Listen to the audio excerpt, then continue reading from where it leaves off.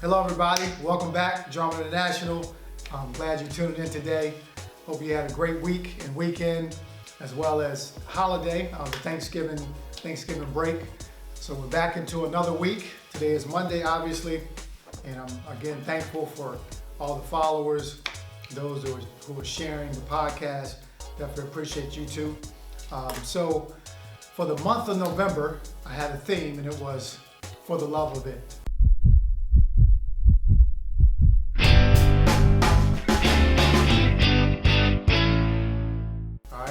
And I want to kind of do a recap because today will be the last day as far as staying within that thing in that series. So within this time, within the month of November, one of the things I talked about and I started with in the very first podcast was when you fall in love with practice, you'll be rewarded in public, okay? That's one of the things I shared in the beginning. And this is just along the lines of something that you're passionate about. You know, again, it could be a career, it could be a sport, you could have generosity, that could be your thing where you love to give and work with people. Whatever it is for you, you know, that it could be something different. And so in the beginning I shared, when you fall in love with practice, you'll be rewarded in public. And what that meant was, when you fall in love with the things behind the scenes that contribute to your development and growth. For instance, for me, I talked about basketball. Basketball was my passion since I was a toddler, but I was committed to, and I loved to practice. My parents or coaches didn't have to make me or push me to go on the court by myself, behind the scenes where nobody's watching, and practice. And so because of that, because I put in the work, the grunt work, I was practicing, I was dedicated. I mean, sometimes 3 or 4 hours, and that's not glamorous. You know, practice isn't glamorous. It's hard work. You're sweating, you're working, but because I love that, I was rewarded for it when I got with my team, okay, with my high school team. You know, I led my team in scoring my senior in high school. I was voted the MVP of my high school team. And then also too, I received a basketball scholarship to play college basketball at the University of Richmond. But all of this came because I did the work behind the scenes and I was passionate about it. I wasn't forced to. So that was in the beginning. Then I think the next week or 2 weeks later, I had another quote that was very important. Passionate people follow what makes them come alive. Okay? So I'll say it again. Passionate people follow what makes them come alive. And again, we're not talking about some hobby, okay? Everybody has hobbies. You know, hobby is something you do, you know, when you have spare time, you know, something you do at your leisure. And sometimes you can take it or leave it. It's not about wins or losses. It's just something you enjoy doing. We're talking about something that wakes you up in the middle of the night. We're talking about something when you wake up in the morning, you have this drive that you want to achieve it. You have this drive that you want to make sure that you contribute to society. So whatever that thing is, passionate people follow what makes them follow what makes you come alive. So what is it that makes you come alive today? Okay, so that was in week 2. I'll say, okay, so today, you know I love quotes. So my quote today is this. Okay, get your pen and paper ready. Drum roll, please. All right, so my quote for today is, those that think they can and those that think they can't are both right. I'll say it again. Very profound. It's very simple, okay, but it's very profound. Those that think they can and those that think they can't are both right. So what am I saying here? This is all about your belief system, okay? Your belief system is very important in terms of if you're going to accomplish or receive or achieve your goals, okay? Your belief system, there are going to be challenges, there are going to be obstacles, there are going to be setbacks along the way, You may take 3 steps and then fall 2 steps backwards, okay? There may be a season where you go through some tough times, okay? There are gonna be people that's gonna doubt you. I think last week, or 2 weeks ago, I talked about when they say you can't, okay? So you're gonna face obstacles and you're gonna go through different seasons. I also shared about there's different ebbs and flows in life, okay? Some seasons, you can't do anything wrong. Everything is happening, everything you touch turns to gold.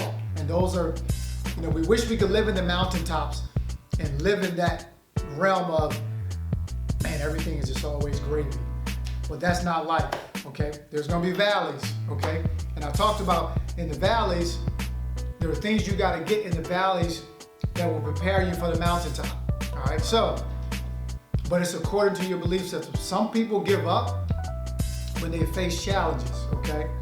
When they face hardship, some people throw in the towel, while others see obstacles as opportunities, okay? So, but it's all based on your belief system. If you believe you can do something, you will. Those that believe they can will definitely achieve it. Those that believe they can't will find 1,000 excuses why they can't. All right, so I have a story I want to share. This is related to this quote here. When I was in high school, I attended this high school All-American camp, okay? And it attracted all the top high school players from across the country. And this was going into my senior year of high school, all right?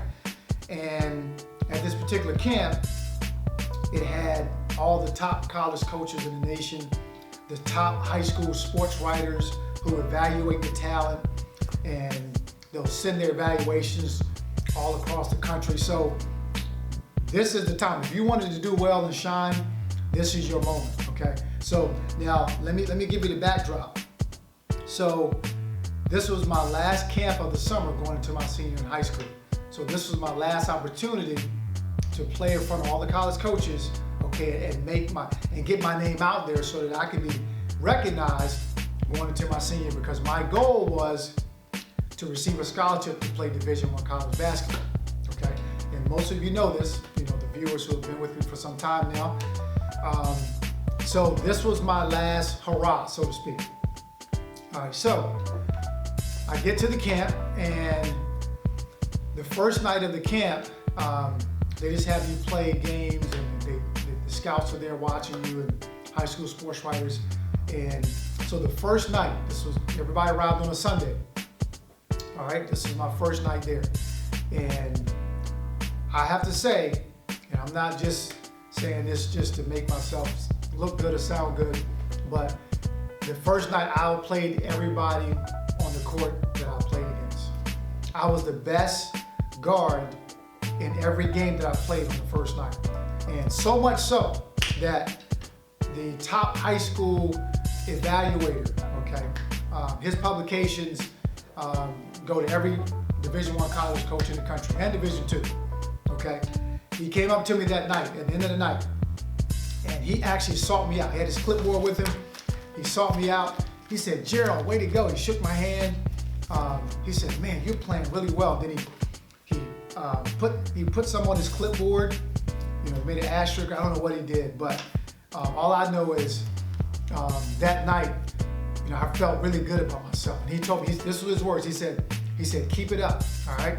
He said, "Keep it." I said, "Okay, thank you." So you imagine how I felt that night. All right, so I'm thinking to myself, this is my time. Everything is falling into place. And I'm thinking I'm on my way. Okay. So the next day comes, Monday. The camp was Sunday till Thursday. That was Sunday night. Now we're coming to Monday, feeling good about myself. When things going well and somebody, compliments you, and whether it's a boss, whether it's even your parent. When you're 5 or 6 years old and you do something, your parent really acknowledges you and says how great you are. I kind of like, you lift your shoulders up higher. You don't mind brushing your teeth that morning. You do your hair. If I had hair then, but this is my choice anyway. So, you have a pep in your step. You just feel good about yourself when you have those compliments from the people that mean a lot to you. All right, so Monday comes and I go out and I play well again. Things are going well. Team is doing well. Monday, Tuesday, but something strange happened. Okay. From Monday on to the rest of the week till Thursday, this high school sports writer pretty much ignored me.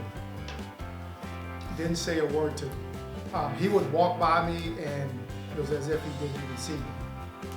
Okay, and as all of you know, I like to share experiences to back up my points, my principles, my thoughts. And this is real life. I didn't read this on the internet. I didn't borrow this from some famous person. This is what happened to me, okay? So for the rest of the week, he didn't say 2 words to me.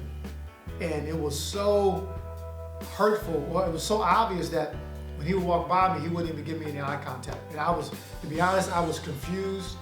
I was hurt. And there were times when I would go back to my dorm room and just sit, quietly in my room and just, I was hurt. Because you got to understand, I put all my eggs in one basket. All my eggs were in this basket, only to find out by Thursday, there was a hole in the basket. So the same attention and the same things I was getting from that Sunday night just disappeared. So Thursday comes, my team, and I played in the top division at the camp. There was a championship game on Wednesday night. My team won the championship. I'm on the championship team in the top division. And this is top players from the country. All the college coaches around the courts. I didn't get chosen to play in the All-Star game Thursday morning. So I sat in the stands during the All-Star game and I had tears in my eyes. I'm sitting there. Because guys, you gotta understand, this is my passion. For you, it could be something different. For you, it could be whatever, but this is what makes me come alive. I'm sitting in the stands. I literally had tears in my eyes watching the All-Star game because I should have been there. For whatever reason, they just totally ignored me. And no matter what I did, I still played well throughout the week. It was tough, but no matter what I did or how well I played, it meant nothing. So, after the week is over, they sent out a publication, all right, the high school sports writer. I'm not going to say his name either because I don't want to paint a bad picture of him, but because in the end, he was used, what he shared was motivation for me. So in his evaluation of all the campers, okay, I told you before, he evaluates all the kids, all the players. He had Gerald Jarman, Division II player. That was his projection because he projects where he feels all the players will eventually play at. So Gerald Jarman, Division II player, and he sends that all over the country. So when I saw that summer, there was something inside me that refused to accept that. What am I talking about? Those that think they can, and those that think they can't are both right. I saw that publication, and I refused to believe what the experts said. The experts said I will be a Division II player. So you know what? I used that as fuel, okay? I used that as fuel, and I worked that much harder for the remainder of that summer, going into my senior year. I had a personal trainer. I would get up 5 o'clock in the morning, my senior in high school, and go to the gym. I would beat the custodian there. Okay, this was before the season started. Okay, I would be the only one in the gym practicing. The custodian would turn the lights on for me. I would practice. I would take a shower, take an extra set of clothes, take a banana or an apple. When the first period bell rang, I would eat my snack, take a shower, go to first period. This is in high school. Okay, nobody else did this. I worked, but I had a choice to make. Was I going to accept what the experts said? What the quote-unquote experts said? Are you going to accept what society says about you? Or what society predicts about you? Or what the trend is in your family? Maybe nobody has never accomplished certain things. Are you going to accept that? Okay? Are you going to let what they say dictate what you do? Okay? You have a choice to make. I had a choice to make. I believed in myself. Okay? And because of that, because I believed in myself and I dug deep and I worked and I practiced, I received a Division I scholarship to play at the University of Richmond against what the experts said. But again, okay, I could have easily saw that evaluation after my experience at the camp. I could have saw that evaluation and thought, well, Division II is still college basketball. Maybe that's, if they say that's where that's where my talents will take me, okay, then I'll settle for that. I could have settled for what the experts said, okay? But my passion and my goals were, as I said before, to play Division I college basketball. So you have to know what you want, okay? You have to believe in yourself, all right? You have to trust God in the process, because in the process I trusted God. The Lord gave me talents. God blessed me with certain talents, okay, the talent to play basketball, and I'm not going to let some man dictate where I should be at, okay? So I hope you got something out of this. This wraps up, again, the month of November and the theme, For the Love of It. I hope if you got something out of it, leave me some comments, share the podcast, let me know what you thought, because I believe a lot of you have goals and desires too. And hopefully I gave you something to stir you up and to push you along your destiny. And not only that, I'm going to finish with this. I received a scholarship to play Division I college basketball. Not only that, I started as a freshman. Okay? Not only did I just receive a scholarship, okay, I wasn't a walk-on, received a scholarship, and I started as a freshman. And guess what? I started as a sophomore. And guess what? I started as a junior. And I started as a senior. So I started all 4 years and finished my career, my college career at the University of Richmond in the record books when I graduated in assists, steals, and a game and three-point shooting percentage for a season. So don't let impossible have the last word. Don't let impossible have the last word. Follow your passions and your day will come. Thank you for tuning in. I'm signing off. Have a great week, and I'll see you on Thursday. All right, take care.